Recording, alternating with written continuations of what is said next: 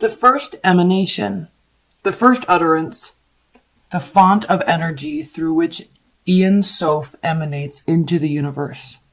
The crown sits above the head and embodies that which is beyond our comprehension. One must envision Keter not as an object that can be perceived, but as the light that is cast upon it. Keter's light is beyond knowability, a timeless expanse of pure consciousness. Only through respect for our own limitations do we begin to see the shadow of its nature. As the highest point on the tree of life, all continuums cascade downward from it. Keter stands in contrast to Malkuth, who rests at the very bottom of the tree. The span that lies between them measures the complete distance from the most spiritual to the most physical aspect of our existence. Journeying downward from this point, all other emanations become increasingly close to our present experience. So we have at the bottom of the deck, we have the Six of Pentacles. So obviously giving, receiving, reciprocity, but also generosity. Because he knows that he's giving, the receipt is not coming from them. That what he's receiving is not coming from them. He's giving because he knows that they need it or they want it or they'll be able to have fun. It's like giving kids money to go to the candy store, right? It's pleasurable to be able to give someone an experience. So in this deck, all right, this is reciprocity. This is giving and receiving. This is equality in giving and receiving. However, there is a higher level aspect to this card that talks about not what we get, but the pleasure that we get because we give. So I think this month there is an understanding. The Empress reversed. This is about either having a miscarriage or I always say the baby thing, pregnancy or miscarriage with this card, but it is only one of the meanings. It doesn't necessarily mean that, but it can mean that.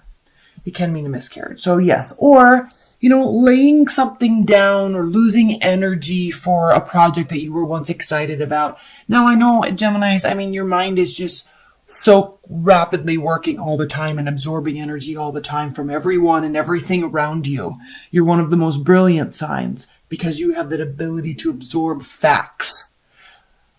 And so it is probably not uncommon for you to become very excited about a project and want to put 150% into it, or a person, or a relationship, or a new experience.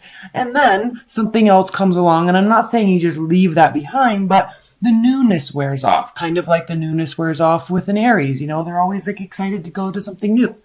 But you take that's why this is an Earth card, because you take what is whole about what this was, what you learned from it, what the experience was. It's not that maybe let's just say, for example, you were going to start a company. Okay, so you went through this process and then you kind of lost the passion about it and you didn't really want to do it anymore, but you took with you a wealth of knowledge about what to do, how you did it, what you learned, who you met along the way. So even though that something might be fizzling out, there's still a wealth of knowledge and a higher level understanding of what the true purpose what it was for you. All right. Defenses might be up a little bit, and because of that, you might not be feeling very social. Very likely, you could be dealing with the fire sign. Don't have to be. Could be dealing with the water sign, but we also have fire and water here. So let's look at this as a whole, because we have options. We have fogginess. We have some smoke and mirrors here. We have the looking upwards or waiting for a sign or a symbol to direct you into a project or a person.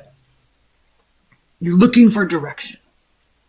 Now, what's very interesting here, I'm coming back up here. Don't worry, I'm coming back up here. But what's interesting is you have the card of Pisces, and then you also have the King of Cups, which is Scorpio, but also can be Pisces and Cancer.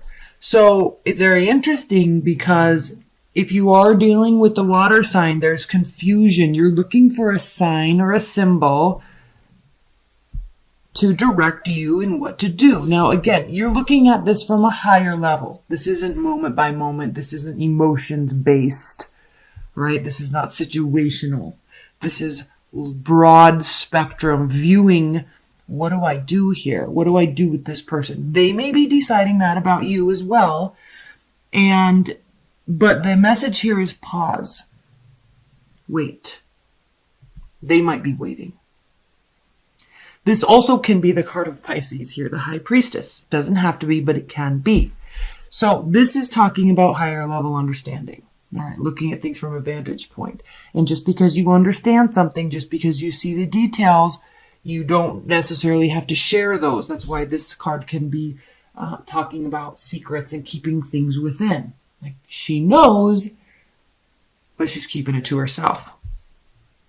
Now, what's fascinating is we have the Queen of Wands here, and then we have the Eight of Wands. So there's a lot of communication, swift, motivated,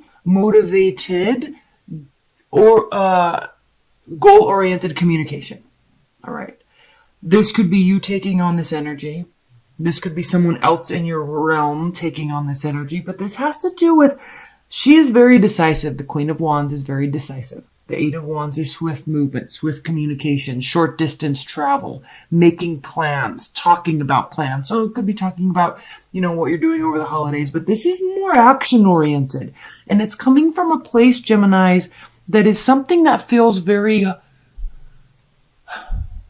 familiar to you.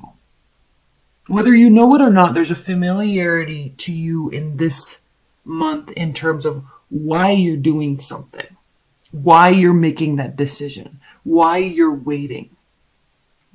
Okay. And there's a dichotomy here. Action, pause. Okay. Action, direction, movement, feelings, understanding. So I don't know if this is you or them or the whole situation combined that flip-flops a little bit. Interesting month, Geminis. We have the Star, we have Temperance, and we have Strength. So major call to action for you because it starts with a major arcana and it ends with 3 major arcanas. So major call to action to you to maintain your composure and your confidence and your willingness to see or accept or hear the other side. All of the sides. And like the parallax gap, you understand that there are many sides to every story. And it is almost impossible to always get the whole unless you can see it and put together all the different components of the puzzle or of the story. So, maintaining composure. There is a call to action for you to definitely maintain composure this month. Let's pull some clarifiers. These are beautiful major arcana cards. Faith and hope, healing, maintaining your temperament, and having and maintaining your confidence. So whatever's happening up here, this is also like your wheelhouse because you can be like this and you can be like this very easily.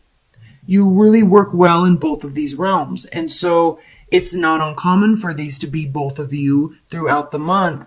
And that could be why you're getting this kind of quiet confidence about you, about what you're doing, because you feel at home here and you feel at home here. You feel at home with this person and you feel at home with this person, right?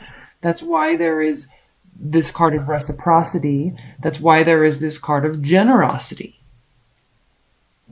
Okay, not starting something new. So you're working something that's already been working, or you're stopping something that's not working and taking the lessons from it. Defenses are up a little bit with respect to that. Again, this is a card of generosity. This is a card of maintaining sure footing. So you either need this, okay, and until you get it, your defenses are up. Until you get it, you're not putting more effort in. This possibly, Geminis, can be you need somebody else to do something before you will give more of yourself or of your time or your energy or your money, resources. You might be waiting and hanging out for somebody to make a decision before you do more.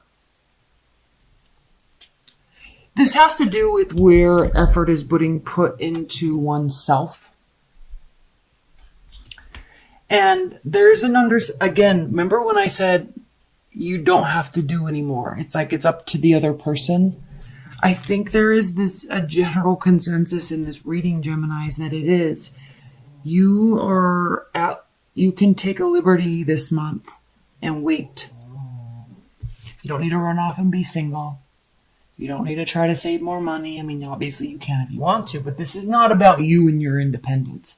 This is about you're already ready, or you're realizing what areas you do need to work on before you can be ready. This can go both ways. But this does have to do with a pause because it's somebody else's turn. Something needs to be said, something needs to be done, or something needs to be shown to you before you will give anymore. Okay? You have it already, but it's locked up. Okay? You can be generous when the time is right. That's why your defenses are up. Let's pull some outcome messages.